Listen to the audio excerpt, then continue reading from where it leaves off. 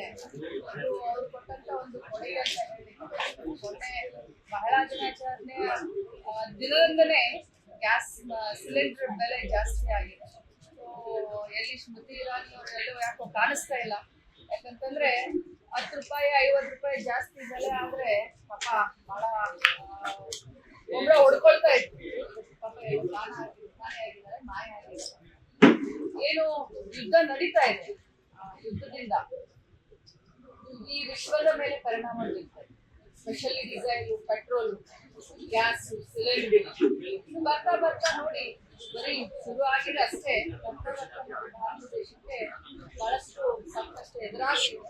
ಕೇಂದ್ರ ಸರ್ಕಾರ ಪ್ರತ್ಯಕ್ಷ ಇಂಪ್ರೂವ್ಮೆಂಟ್ ಆಗಬೇಕು, ಹೋಟೆಲ್ದವ್ರಿಗಾಗಬೇಕು, ಗ್ರಾಹಕರಿಗಾಗಬೇಕು, ಸಾಮಾನ್ಯ ಜನರಿಗಾಗಬೇಕು ಒಂದು ಬೆಲೆ ನಿಯಂತ್ರಣವನ್ನು ಮಾಡಬೇಕು.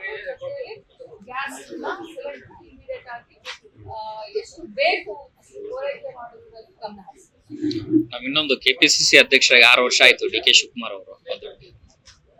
ಇವತ್ತಿಗೆ ಕೆಪಿಸಿಸಿ ಅಧ್ಯಕ್ಷರಾಗಿ ಮಾನ್ಯ ಡಿ.ಕೆ. ಶಿವಕುಮಾರ್ ಸಾಹೇಬರು 6 ವರ್ಷ ಅರ್ಥಪೂರ್ಣವಾಗಿ ಅತ್ಯಂತ ಯಶಸ್ವಿ ಅಧ್ಯಕ್ಷರಾಗಿ ಕೆಲಸವನ್ನು ಮಾಡಿದ್ದಾರೆ. ಅವರಿಗೆ ನಾವು ಮೊದಲನೇದಾಗಿ ಅಭಿನಂದನೆ ಸಲ್ಲಿಸುತ್ತೇವೆ.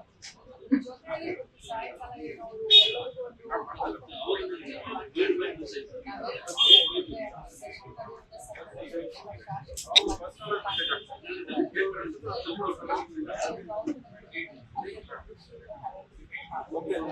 ಇದು ಅವರ ಕನಸಿನ ಕುರ್ಚಿಗೆ ತಲುಪ್ತಾರ ಮೇಡಮ್?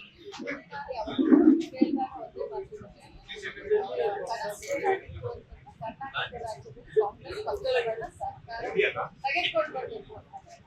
ಅವರ ಒಂದು ಕನಸನ್ನ ಮುಂದೆ ಏನೇ ಓಕೆ.